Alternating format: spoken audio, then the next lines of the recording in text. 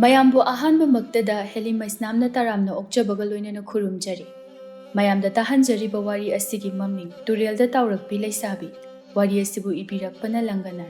Wari asi mayam punna taminarasi. Sana konungda numit chuppa naisinduna laiba wai. Miyoibani sana ningthau oirabaso montek mondumdada olabaso miyoiba ama oirubana makhal mathel mahau kaya ama pami. Leimarembi anina thaugalliba leipaki ningthauni. Thaunada lausingda mamuk lingba phaba leite. Yai school leipak asida hi yai kaya fangi haiduna lamdam adubu yai sikol haina kaurami. Leipak adubu ngakliba ningthau magi koloi minglena yai ngamba haina kaurami. Leima ahalgi mingna taru tarui haiduna laija kaurami. Aduga Leima atombi oiriba adugi mamingna thagoi haina kaurami. Leima ahalgi macha piba ani aduga Leima atombi magina macha ningol amakak yaurami. Makoibu pokpa panthau yai ngamba macha singbu achan mirai naidana loina yoklami maning loina thunghalli. Macha ahumak loina mapung marai faba haibadu oirami. Kumgi nongna turel pat makai nik lawa makai chole lambi pumba leikhom leinang na loirami. Adubu pau tarami lemlei nga yamna phai haiduna. Aningba apambada tawduna leirakpa ningthauni kanabusu mahakna kiramde. Pakhatte. Aduna nga phaba chatke mabuk ningda khan magi taloi animakpu manakta kaurami. Yaingamba ningthauna. Taaribra Leimarembi. Nakoi animak yamna thuna aigi naktala. Kaukibada ngairi Leimarembi animak ningthaumangda nolupna leplare. Leimarembi oiba singna sana ningthaugi ayaba yaudana. Hangatna yenghaide ningthauda magi taloi anina mitmangda lepada asumna makha tarai. Ayuki tara chaksu chare. Ka manung sida asumak leiba ay ware. Aduna lemlei ngaram tanba chatke haina khalle. Aduna aina nga phabada puba yaba polam khuding thunamak thaurang tawro. Phagani laining thau. Sana wahai leima aikhoina kaidawnungda leimaida tahanjaroi. Apunba oina wahai khara asi khumlamnaduna leima anidu mapuroiba yaingamba aduna pugadaba potchai manaida haiduna yamna thuna same side. Loirabada ningthau manakta laktuna sumna hai. Leima ahal laija aduna tapna ingna nolukpa matau uttuna. Iningthau pumnamak loizare. Iningthau chatpa yaragani. Adubu karigumba amata hangzageba. Hayu tasi leimahal. Kari karamba pata Turelda chatpigadawribano haibiyu tolabi aingonda. Nga yamna phai hairiba maming leiraba. Ngairail pal aduda chatke. Aina nga phaba chatkiba pungja adu phawbadi nanau tona siga namit nana singna Jackson sana konung asibu yenglam numit tajingaida halak. Kalakpa yengsinba leipak yame khazik haibada khangu ko nachanupa anido halaklabadi phagadabani.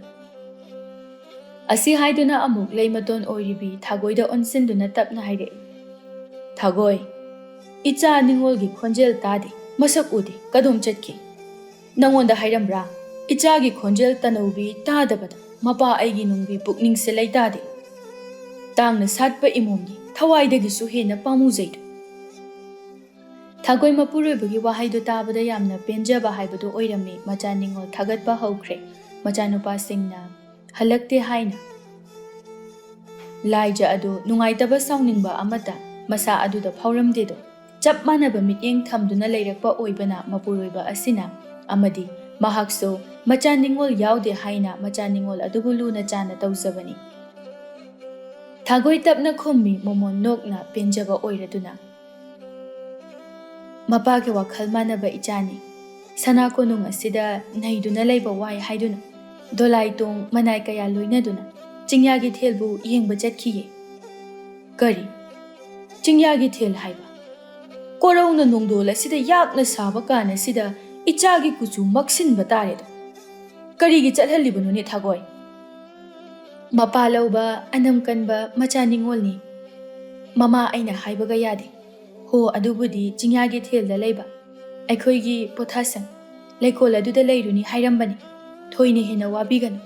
Mapalaudana lausing leibini ichadu. Adugi mathakta leisabi pharabagi mana hena haina singida. Kuchu maktanaba sem saduna chatkibani. Mataroi kharaga ya langduna harau tayamna. Yaingamba macha ningol adugi wadu tabada harauzai. Asumna wa makha taduna lairabadi thengkrani khanduna manai masak kayaga loinana ngairel patamna khongsankre. Mabungo ningthau chatkrabada machil manau anidu makhoigi kada punna changlakli aduga potharami. Manai kayana humai humduna thogal fangi. Chingyatam yagi fazaba pat turelgi ningthiba aduki matik khetne aduki matik ahongba awonba ama leirami. Haina humna panba Raskumarini tarubido. Mabung ani mapaning thau mama leima ani karibo awat palaydana wakhal wadoino wabide nokmi leibini. Sakta chuda ahenbi yengli khuding phazabini tarubi. Koikaknabi ningol samlang ningdu yaina thadariba mura sangla samlang awuba kanana mitane pakhang kayana kalakne. Tarubi makhoigi laikol aduda khoinong mata singa khekna momo nokna leirami haira kaya cha leirang ama chinduna. Mata amana asumna hairei. Ita tarumu phazaba ita mukchung phiral chaba kana ama leite haiduna leirak khuding yung khuding warinaribani ita. Haying itagi mapu oigadaba adudi maraibagdo thambal satpa oigadawribani. Tarubido mata ibe mana asumna hairakpada harauzai momo nokjai adubu wa makha amata khumde tumillai. Mata amana dabna makha amuk tarai. Nabung thauna phaba masak phazaba ichau chauna ani leire lan thum kari wali adubu ita matam asida aphaba nupa atangbani suningdaba sudana nungainingduna helabani. Adudi nang khanguko aduna itabu luna tawbigadaba mabuk phaba nupa ama oina thiyu ko khoinau. Tumina nokfe tawna leirambi tarubi adu hojik khaktada momon tawna asumna khumlai.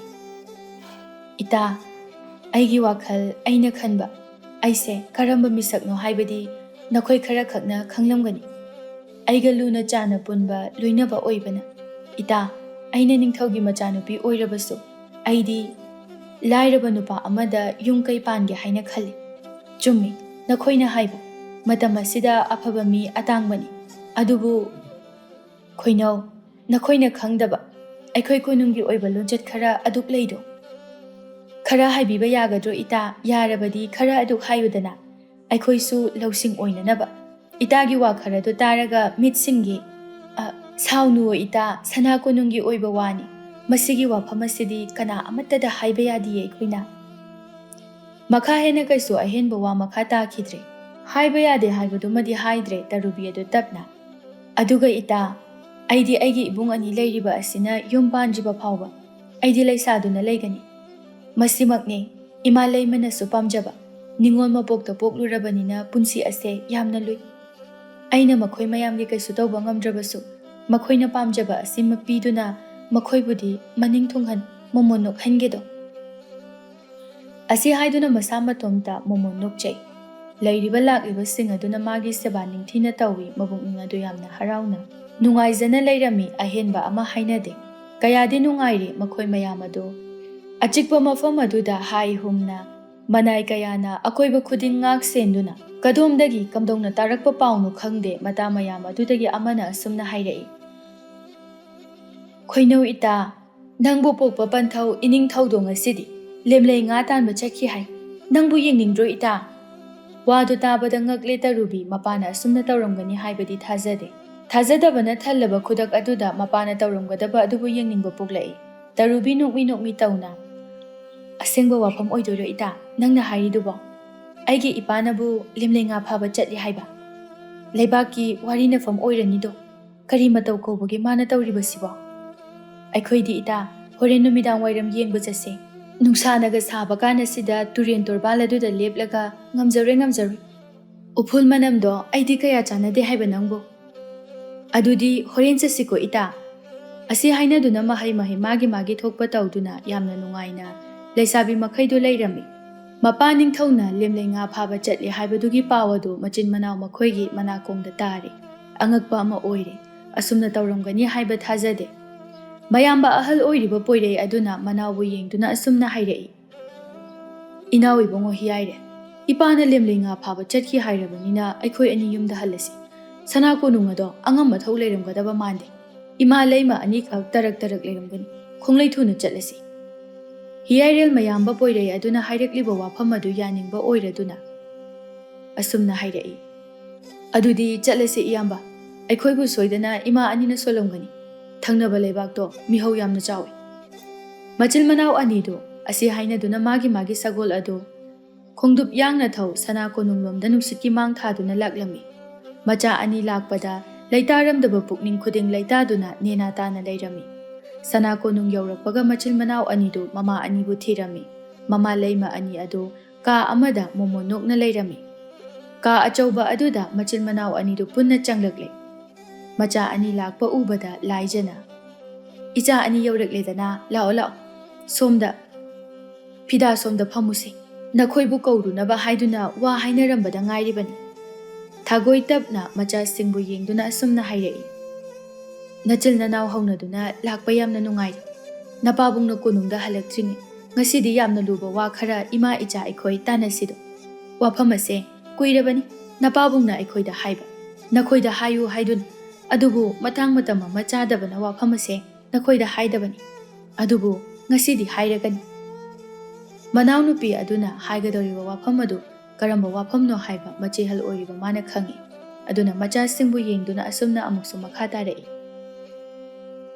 namatona sina haigadoriba wafamase munna taw icha sing napa ningthaugi yathangi apa chitna taw machil manaw anidu hoi haibago makoknomi leimaton oiriba thagoi adu tapna wamadu makha tarai nakhoi animak munna taw noi ani angang amata natri luhong kai hongbagi matam yauri leibaki pham achobata nattana leibaki ningthau phawba oiba yari adubu ningthau oiga hairabadi taloi thiba tai aduna nangi khangna chanabi leisabi leiragadi nama aikhoida hairu aikhoina chatlaga icha singa luhongnaba hainaragi natragana nasa yanaduna yumasida puro leibak miya mamangda chauna luhong thoksi mama aduna hainingliba wafamadu mapa lauba macha sing aduna wakhal tarami aduna makok nomi macha singna makok khaknomna tumina leikhiba adu uraga khommune noibo tumina leyo haiba natine noigi wa taraga aikhoina thabak tawgadoribani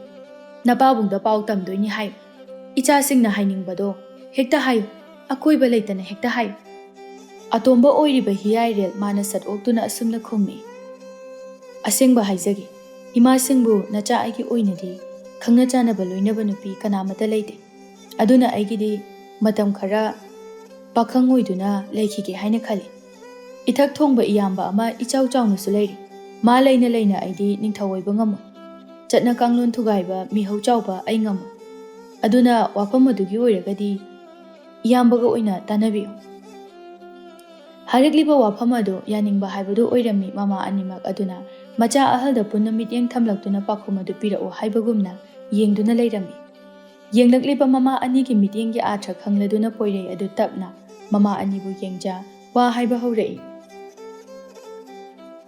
ima ipa anina pamba pumnamak nacha aina thonghangani aigi nungsibi leijai nungsibi adugi mingle mayum makai khudingmak aina soidana haigani aduga luhongbagi thauram adubu leibak pumjau thinna pangthokpado aidi pamjai pungpen hek penjaba haibadu oirami mama anima kumlakliba machagi pakhom aduda maramdi leite haiba wa ama hairaklabadi makhoigi mafamda awaba ama oigadoribani leipak sinba thungna chatpa natraga khul leipak aduda leiriba leisabi loina kokhatuna machagi mamau thibagi thauram ama yengadoribani adubu taurare khanbada mama anido momo nokpani thagoidu tapna makha tarai phare ichagi wa tabada nangna haiba adumak napa ningthauda aikhoina soidana haigani aduga yamna thuna luhongnaba tawgani yare nangi na thau tawjaro chatpagi ayaba ma pirakpaga pakhang anidu ka adudagi thokduna chatkhre macha anina ka adudagi chatkrabada mama anidu wa makha tana iche imau phangdore haibabu imau aduna phattaba haunalon chat khangdabi ama oiramlabadi ingna chikna leigadra hairaga kangkhong chairabadi kamdowni aduna ichil inaw aikhoi ani hana chatuna nupi adugi imung manung kamdowbagi mama mapa phabra haibado yengsinbabu kari kaibage yai chasi thagoi adumakni aina pambasu icha nupa ani khakni mangba yaba nate mani muktadagi hena tangi imung kaigadabagi sarukpudi ꯃꯈꯣꯏꯒꯤ ꯅꯨꯡꯁꯤꯅꯕ ꯀꯥꯏꯅꯍꯟꯕꯅ ꯇꯨꯡꯗ ꯌꯥꯝꯅ ꯂꯥꯛꯆꯔꯛꯄ ꯌꯥꯏ꯫ ꯂꯩꯇꯕ ꯂꯥꯏꯔꯕ ꯑꯩꯈꯣꯏꯗ ꯀꯩꯁꯨ ꯊꯣꯏꯗꯣꯛꯇꯦ꯫ ꯏꯃꯧ ꯑꯐꯕꯤ ꯑꯃꯗꯤ ꯑꯣꯏꯗꯕ ꯌꯥꯗꯕꯅꯤ꯫ ꯑꯗꯨꯗꯤ ꯅꯣꯡ ꯅꯤꯅꯤꯁꯤꯗ ꯌꯥꯝꯅ ꯊꯨꯅ ꯆꯠꯅꯅꯕ ꯇꯧꯔꯁꯤꯀꯣ꯫ ꯍꯣꯏ ꯍꯥꯏꯅꯗꯨꯅ ꯇꯨꯃꯤꯟ ꯇꯨꯃꯤꯟ ꯑꯃꯨꯛ ꯂꯩꯅꯔꯦ꯫ ꯍꯣꯔꯦꯟ ꯃꯄꯨꯔꯣꯏꯕꯅ ꯍꯜꯂꯛꯄꯒ ꯋꯥꯐꯝ ꯑꯁꯤ ꯍꯥꯏꯅꯔꯁꯤ ꯍꯥꯏꯗꯨꯅ ꯇꯥꯟꯅꯔꯒ ꯃꯈꯣꯏ ꯑꯅꯤ ꯃꯕꯨꯛꯅꯤꯡ ꯑꯗꯨꯗ ꯈꯟꯖꯔꯝꯃꯤ꯫ ꯃꯌꯥꯝꯕꯒꯤ ꯋꯥ ꯈꯔ ꯇꯥꯔꯨꯕꯗ ꯉꯁꯤꯗꯤ ꯍꯤꯌꯥꯏꯔꯦꯜ ꯑꯗꯨ ꯅꯣꯡꯃꯇ ꯈꯜꯂꯨꯗꯕ ꯋꯥꯈꯜ ꯑꯃ ꯈꯜꯂꯤ꯫ ꯑꯗꯨꯅ ꯃꯥꯒꯤ ꯀꯥ ꯑꯗꯨꯗ ꯃꯪꯗꯨꯅ ꯎꯪꯗꯨꯅ ꯂꯩꯔꯝꯃꯤ꯫ ꯏꯌꯥꯝꯕꯒꯤ ꯅꯨꯄꯤ ꯊꯤꯈ꯭ꯔꯕꯗꯤ ꯑꯩꯒꯤꯁꯨ ꯌꯥꯝꯅ ꯊꯨꯅ ꯄꯨꯔꯛꯑꯣ ꯍꯥꯏꯔꯛꯑꯅꯤ꯫ ꯑꯗꯨꯕꯨ ꯑꯩꯒꯤ ꯊꯃꯣꯏꯅ ꯈꯣꯏꯗꯥꯕ, ꯊꯃꯣꯏꯅ ꯄꯥꯝꯖꯕ ꯑꯃꯠꯇ ꯂꯩꯇꯦ꯫ ꯑꯩꯅ ꯇꯧꯗꯣꯏꯁꯤ ꯀꯩꯅꯣ? ꯑꯩ ꯀꯝꯗꯧꯅ ꯑꯩꯅ ꯄꯥꯝꯖꯕ ꯅꯨꯄꯤ ꯊꯤꯕ ꯆꯠꯀꯅꯤ? ꯏꯇꯥꯎ ꯈꯔ ꯍꯧꯗꯨꯅ ꯈꯨꯜ ꯂꯩꯀꯥꯏꯗ ꯅꯨꯃꯤꯗꯥꯡ ꯋꯥꯏꯔꯝ ꯈꯨꯗꯤꯡꯒꯤ ꯅꯨꯄꯤ ꯌꯦꯡꯕ ꯆꯠꯀꯗ꯭ꯔꯥ? ꯃꯁꯤꯁꯨ ꯐꯖꯗꯦ꯫ ꯑꯩ ꯐꯅ ꯐꯠꯇ꯭ꯔꯕꯁꯨ ꯅꯤꯡꯊꯧ ꯃꯆꯥꯅꯤ꯫ ꯑꯩꯅ ꯅꯨꯄꯤ ꯌꯦꯡꯕ ꯆꯠꯄ ꯍꯧꯅꯗꯦ꯫ ꯑꯍꯥꯟꯕ ꯎꯕꯗ ꯊꯨꯛ ꯂꯥꯎꯕ ꯑꯗꯨꯕꯨ ꯈꯨꯗꯣꯝꯕꯤ ꯊꯤꯟꯗꯨꯅ ꯑꯩꯒꯤꯅꯤ ꯍꯥꯏꯅ ꯂꯧꯕ ꯉꯝꯕ ꯑꯩꯅꯤꯗꯣ꯫ ꯑꯁꯨꯝꯅ ꯍꯤꯌꯥꯏꯔꯦꯜꯗꯨ ꯃꯥꯒꯤ ꯑꯣꯏꯕ ꯋꯥꯈꯜ ꯀꯌꯥ ꯑꯃ ꯈꯟꯗꯨꯅ ꯃꯥꯒꯤ ꯀꯥ ꯑꯗꯨꯗ ꯂꯩꯔꯝꯃꯤ꯫ ꯁꯣꯝꯗꯅ ꯀꯝꯗꯧꯔꯤ?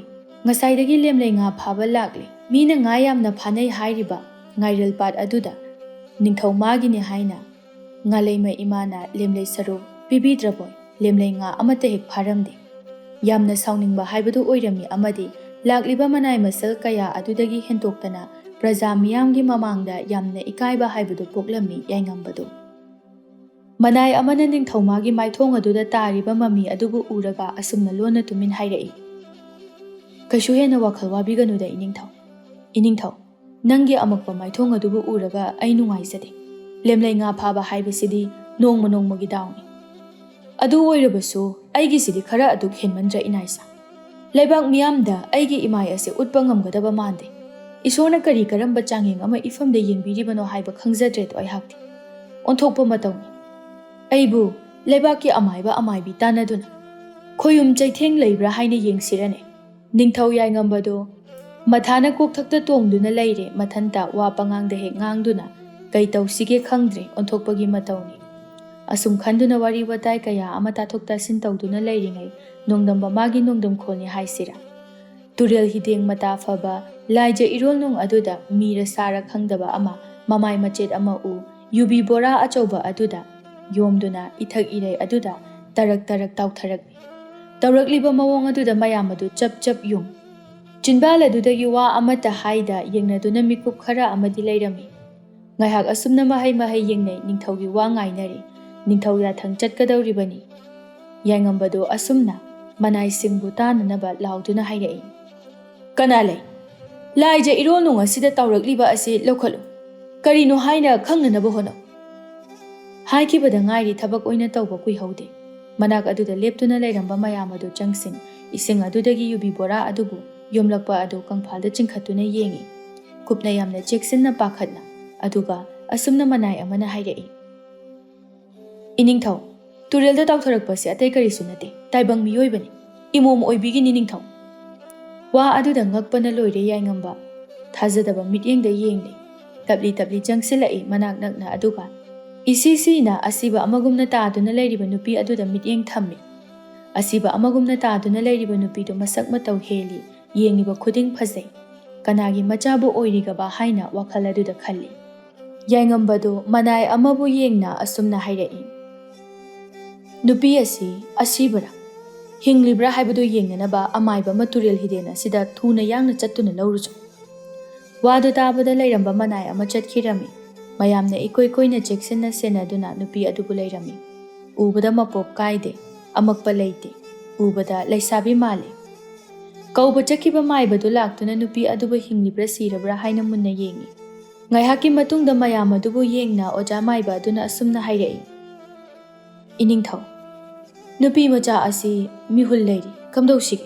ꯅꯤꯡꯊꯧ ꯌꯥꯏꯉꯝꯕ ꯊꯧꯅꯥ ꯂꯩꯕ ꯂꯧꯁꯤꯡ ꯂꯩꯕꯗ ꯅꯠꯇꯅ ꯃꯤꯅꯨꯡꯁꯤ ꯌꯥꯝꯅ ꯆꯥꯎꯕ ꯑꯃꯁꯨꯅꯤ꯫ ꯑꯗꯨꯅ ꯑꯁꯨꯝꯅ ꯈꯨꯝꯃꯤ꯫ ꯇꯥꯡꯅ ꯄꯣꯛꯄ ꯃꯤꯑꯣꯏ ꯃꯄꯣꯛꯅꯤ, ꯂꯦꯝꯅ ꯃꯥꯡꯍꯟꯕ ꯌꯥꯕ ꯅꯠꯇꯦ꯫ ꯃꯤꯍꯨꯜ ꯂꯩꯔꯤ ꯍꯥꯏꯔꯕꯅꯤꯅ ꯇꯨꯔꯦꯜꯗ ꯇꯥꯎꯊꯔꯛꯄ ꯂꯩꯁꯥꯕꯤ ꯑꯁꯦ ꯁꯅꯥ ꯀꯣꯅꯨꯡꯗ ꯄꯨꯅꯅꯕ ꯇꯧ꯫ ꯃꯇꯥꯡ ꯑꯗꯨꯗ ꯃꯄꯥꯅ ꯉꯥ ꯐꯥꯕ ꯆꯠꯈꯤ ꯍꯥꯏꯕꯗ ꯃꯆꯥꯅꯨꯄꯤ ꯇꯔꯨꯕꯤ ꯑꯗꯨ ꯉꯥ ꯐꯥꯕ ꯌꯦꯡꯕ ꯂꯥꯛꯄꯅꯤ꯫ ꯑꯗꯨꯕꯨ ꯑꯣꯏꯔꯝꯂꯤꯕ ꯐꯤꯚꯝ ꯑꯗꯨꯗ ꯃꯌꯥ ꯎꯝꯁꯤꯟꯕ ꯀꯥꯎꯕ ꯃꯈꯩ ꯌꯦꯡꯗꯨꯅ ꯂꯩ꯫ Isisina ichot chotpa makhai taaduna leiribi adu sakna marol ama phasariba Tarubi mapa ningthaugi manakta changsinduna tapna hairei. Asibu yumda sanako nungda pugadawribra panthau. Pugadawribani. Pudrabadi asumak thanamgadra. Aibu minungsi khangdaba misakla. Nungsi khangdaba miyoira. Nangumbani necha thoibi. Nangi lenga oiramgani. Nata adum oiba yani. Khangde hayeng wakhal tarakpa matamda hanglisido panthau. Hoi haiduna asum tawna manai masal kayaga loinaduna Turelda Taotharakpi Leishabi adubu puduna sanako nungda lagle. Laibak pumba irang langi. Sanako nungi sanathongda miyamna chikna chainaba ngamdaba makhai tilli. Nupi ama khunduna purakle haibagi oigani. Mapuroiba ningthauna nupi ama khulakle tabada siza atombi oihangadra pukning adu nungnangba oiraduna taha lai. Laima anido mapuroibagi manakta adubu Machanupi Tarubiga thengnaduna achumba asengba wafam pumba khangle madutada nena hektai laima anido makhoi ahum punna nupi aduna lairiba adugi manakta lai adubu wakhal tade pung kharagi matungdani ka aduna Tarubi khaklei howi asiba amagum gyan mangduna lairambi nupi adu mittapna panglaktuna akoiba aduda yengi phamung aduda famduna Tarubi tungsad onthoktuna yengi adubu oiramliba phibam aduda akiba oire Koirau lawi mi tananaba haiduna Kana lege yam thuna amta lao wakhala eba kana lege nupido wakhala e Thangnaba kada lairamba nupi nupa mama laima ani yauna chensinnarai Tarubi mana khudombi thinduna lairamliba aduda yengi nupido yamna phajai nongmadol thakta lai haiba nongmadol lairembi ado magumna phajaramgadra laima ani Nupi adugi manakta changduna phamung machi aduda famduna nupi aduda onsinduna sumna hairei. Kigano aikhoi nangonda kaisu tawroi. Yengoi wa hangi. Nupi do tumin lei wa machet ama phawba khumde matawado angawbi male. Lei maton thagoi tapna hangi nupi aduda onsinduna. Nangi ming kari kauge. Kari lamdagino kanagi machano. Hayo aikhoida. Aikhoi nangbu nayumda thinge. Nupidu khumde tumina lairami. Matawaduda makhatana wa hangba aremba tarani khalli. Aduna hangdre. Laijado machanupi Tarubida onsinduna sumna hairei. Bema nanga khara lairamu. Aikhoine napabung kaurukige. Cheksinna lairamuko. Wariga su saramu. Nangna haijaba mawongda kauduna kanano karino hanglamu. Wafam asikak hairamduna laimadu chatkirami Tarubi mama anina chatkrabada. Yamna kina luktaduna lairiba. Nupi adugi manakta changsinduna tapna wa hangba hauраklami. Ita haina kauge ko. Itagi koloi minglen kari kaubage kari lamdagino. Kamdongna wakhal mangduna. Laija irol nung Turel hidel aduda Taotharakpanu. Matau karamna oikhibano haina natagum labi aingonda yawa parei singna thambiyu kaba. Nupi du Tarubigi waduda karibu khanba. Makhol thokna khajik nokjay aduga. Thajaba. Mikup amada thengnaba kana amabu aina irai laina thajaba oithoktabani aina thajaba kanabusu leite aigi wari taningba pokano ita adubu aigi mingdi palem apokpi aduna nungsina tathot haina kaubirami ai ase thangnaba leibak adudagini wari diliyu yade adubu ming leifamdi khangi amadi marau leina khumlakpa nupi adugi pakhum tabada Tarubi makhatana namhanghangbusu tawdre Matang aduda manai nupi kharana chak ensang mathelu koi kaya yawba chakluk ama puduna changlei Tarubi tathota onsinduna samu hakchang ado yamna wana ure ita sokna su ure aduna ne pangal oina naba chak khajik chasi charubagi kanaba adubu aingonda leiribrani ita ai charu aibu kaigi kanbiramino ai sikrageba ai mafam si thadokduna ai chakragi Ahingba amana hingna siba haibado aihakni ita. Aina tara chak chabagi chanafam sulaite do. Mathwai adu wana nungaita tanik khumlakpani tathot mana. Wangang khuding marau leiba ngakta hek ngangduna lei. Haukiba punsigi leimaida karamba thokhaidaba thodok thokrabano haina wahang kaya ama hangi. Aikhoi mayam ama leirisidi itana karigi pukning sonthadoino. Aikhoina nangidamak lepkani. Chakse khajitang oirabasu chase. Asumna mabukning adubu themjin tathot adu chadaba yadaba gumna chak adu chari Tarubimaga mata sana wari watai kaya ama tau kuina nokludraba minok kaya ama noktuna lairami. Tureldagi nupi ama khunduna mapaning thauna purakle haibagi pau macha piba makhoigi mafamda tarami. Poirei aduna manau hiyairel mabu yengduna asumna hairakhlami. Inau, nangsu pau adu taramlagani. Aigi ipaning thau ase onthoknasu pukjel chawi. Mafam marang khangdaba mi amabu konung asida hektamak purei. Kanana khangba. Atopa leibaki mirot oiduna aikhoigi aronba khangba lakpa oirambasu. Hiyairel mayambungi watai adubu ahenba wa ama phauba ma khumde. Tumina adumak leirami. Poirei adu tapna amu makha tarai. Nangdi urabra atomba nupi macha aduba. Uzadri iyamba. Laktuna leire haibagi paudi ai tajare. Ichal nupiga lehawi haina takpirei ima ahalna. Yengu chodana aidi masak ure onthokna phaje. Nupi machado laigi machado mali. Hoi mai haide hiyairel du wangang bayam na tanba hiyairel. Magi asigumba matawa sida mina mabu khautak chabani. Matam di khanghaude asum tawna matam khara ama haukhirami tathot ado hanagi punsida tapna tapna hanjinba haurakle. Wari sanaba yarakle mayam ado haraune. Nongma numidang wairam oirakpa aduda sana konungdagi nongpok thangba maikaida leiba leikol aduda tarubiga tawduna tathot adu leirami. Manakta manay masel kaya amasu lay. Matang aduda mama animak makhoigi manakta lai. Nolukpa mataw uttuna mama anibu punemjay. Laima ani thaduna leiriba phida aduda changsinduna famthai aduga mama hal oiribi laija aduna tathot mangoda mityeng thamduna wangangba haurai. Tathot laune inaksida phamula ichadi masakna masak phajariba. Tathot nokmi laktuna laijagi manaktamna famduna asumna khumi. Hayo ima nachada kari wa haibige haibano. Wa khara hangi imana ngasidi nang sengna khomu. Wa hangasina ichabu nungai haloidaba oirabadi tumina layu kaisu kaide ko. Hoi haibagumna tathot adu makok nomi aduga tapna. Haibiyu ima hal nacha kaisu khaloi imana hangbo wa hangbo nacha aina kaigi nungai roidoino. Laija tapna wa haiba haurai. Nangbu pokpa palem panthau matau karamna laikhidabano haiba aikhoida hayu. Ihang hangna leiramba atiyada khanghaudana humduna purakpa amuba nonghaugumna makalamna leiramba maithong adu imak maksillame. Kapningba khangzinduna tathot nik launa khumlai. Ima, ai kai haina khumu haibano. Nacha ai yang wai. Aigini haibada kanasu laiti. Aibu pokpa palemdi aina taibang khongdarakpa mikupta. Aibu thadokduna chatkre haina ipana haibirami. Aigini haiduna ichil inaw kana amata laiti. Ipa amakhak leirami. Adubu ikhura aduna tamthina hatbiki. Solabi aina kasu tawba ngamda. Laimai thakta kenduna leiraba ipagi lurel adubu yengjaduna khappa nattana wa ase haiduna makhol thokta hik kappe. Masa adu phungalakpana sor adu puina holi. Magi matawda tarubi mana changsinduna tapna nanthabiduna themjinjay. Tathot wari makhali rai. Ipabu hatba adubu macha aina uhawe haiduna ikhura aduna minung silaitana aibusu hatnanaba thorang torakpadagi. Ai thawai hingnanaba haiduna mafam adubu thadokduna chelai. Adubu pangal sonbi ainadi kayam kuina chenba ngamgani. Makhoi mayamna aibu khawri metuna sire haina thadarambani. Adubu ai sidi aina thawai hingnanaba haiduna siba sasinabani ima. Nangi khura aduna adumna tawhaidaba kaya ama tawribado. Hayudana icha tasi. Athai kaigi nathi. Ipagi lantung khudingmak loina pambagini. Ikhuragidi machanupa yami.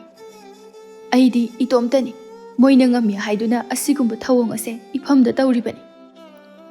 Wadu tabada mayamdo yamna nungaitre tasengna leimaton oiriba thakoina asumna hairai. Aikhoi leiriba sidi nang kaisu nungaitaba khangano. Aikhoi mayamga punsi chupa leiraga lori. Adubu nang hingi haibagi paw asidi nakhura aduda tahanba hongna dedo. Asum tawna makhoi mayamna sinba langba tawraduna mahak adu sana konung aduda leirami lengdana. Mahausagi khongchati lepa laitana chatkibana matam khara amuk hauzinkhirami. Miyoibana wakhal wadrabada wakhal nungairabada maithongda mami tai. Aduna tathot adu masagi kharaga phajabane kharaga kesinba aduda yamna phajaba haibadu oirami.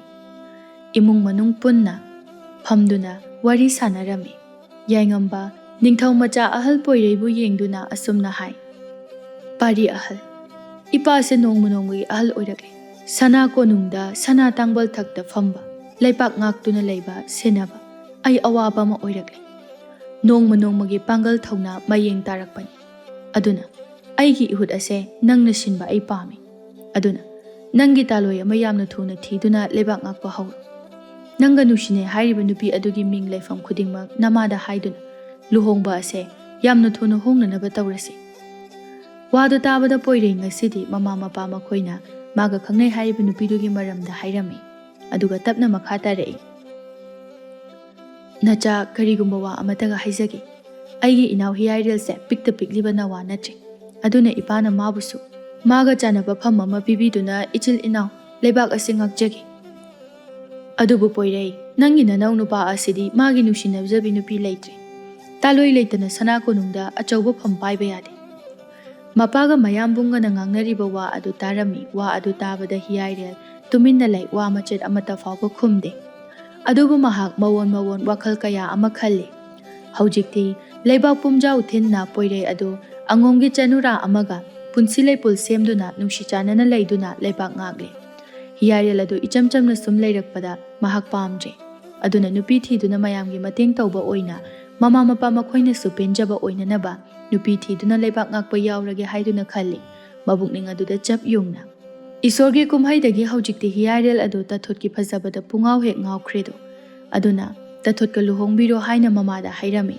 ꯃꯆꯥꯒꯤ ꯋꯥ ꯇꯥꯕꯗ ꯂꯥꯏꯖꯅ, ꯏꯆꯥꯇꯣꯝꯕ, ꯀꯔꯤꯒꯤꯅꯣ ꯅꯪꯅ ꯑꯗꯨꯝꯅ ꯍꯥꯏꯔꯤꯕ? ꯄꯨ ꯄꯥꯡ ꯁꯨꯗꯕꯤ ꯑꯁꯤꯕꯨ ꯅꯪꯒꯤ ꯅꯨꯄꯤ ꯑꯣꯏꯔꯒꯦ ꯍꯥꯏꯕꯗꯣ ꯑꯩꯕꯨꯗꯤ ꯌꯥꯏ, ꯅꯄꯥꯅ ꯌꯥꯔꯛꯑꯣꯏ꯫ ꯍꯥꯏꯗ ꯍꯥꯏꯕꯤꯌꯨ ꯏꯕꯥ, ꯄꯥꯕꯨꯡꯗꯣ ꯑꯗꯨꯛ ꯍꯥꯛꯅ ꯄꯨꯛꯆꯦꯜ ꯄꯤꯛꯄ ꯅꯠꯇꯦ꯫ ꯀꯠꯊꯣꯛꯄꯅ ꯃꯥꯒꯤ ꯃꯁꯔꯨꯛ ꯑꯣꯏꯔꯗꯨꯅꯇ ꯂꯥꯛꯄ ꯏꯄꯥꯅꯤ꯫ ꯑꯃꯗꯤ ꯇꯥꯊꯣꯠꯀꯤ ꯄꯨꯟꯁꯤꯕꯨ ꯑꯩꯈꯣꯏ ꯃꯌꯥꯝ ꯆꯪꯗꯨꯅ ꯃꯣꯃꯣꯟꯗꯣꯛꯍꯟꯁꯤ꯫ ꯏꯆꯥꯒꯤ ꯋꯥꯈꯜ ꯑꯗꯨꯗ ꯑꯗꯨꯛ ꯌꯧꯅ ꯈꯜꯂꯕꯗꯤ ꯑꯩ ꯋꯥꯐꯝ ꯑꯁꯤ ꯅꯄꯥꯗ ꯍꯥꯏꯔꯒꯦ꯫ ꯅꯄꯥꯕꯨꯡꯅ ꯌꯥꯔꯛꯂꯕꯗꯤ ꯆꯥꯎꯅ ꯍꯦꯛꯇ ꯂꯨꯍꯣꯡꯕ ꯍꯥꯏꯕꯗꯨꯅꯤ꯫ ꯋꯥꯐꯝ ꯑꯁꯤꯗ ꯌꯥꯏꯉꯝꯕ ꯅꯤꯡꯊꯧꯁꯨ ꯌꯥꯔꯛꯂꯤ꯫ ꯇꯥꯊꯣꯠ ꯃꯥꯅꯗꯤ ꯀꯩꯕꯨ ꯍꯥꯏꯔꯨꯅꯤ꯫ ꯑꯗꯨꯕꯨ ꯃꯍꯥꯛ ꯍꯤꯌꯥꯏꯔꯦꯜ ꯃꯥꯒ ꯃꯤꯌꯥꯝ ꯈꯪꯅ ꯆꯥꯎꯅ ꯂꯨꯍꯣꯡꯗꯨꯅ ꯃꯌꯣꯜ ꯀꯪꯂꯨꯔꯕ ꯃꯥꯒꯤ ꯄꯨꯟꯁꯤꯕꯨ ꯅꯧꯅ ꯌꯦꯅꯤꯡ ꯆꯣꯡꯍꯟꯗꯨꯅ ꯃꯌꯥꯝ ꯑꯗꯨꯒ ꯍꯔꯥꯎ ꯇꯌꯥꯝꯅ ꯅꯨꯡꯉꯥꯏ ꯌꯥꯏꯐꯅ ꯄꯥꯟꯈꯤꯔꯝꯃꯤ꯫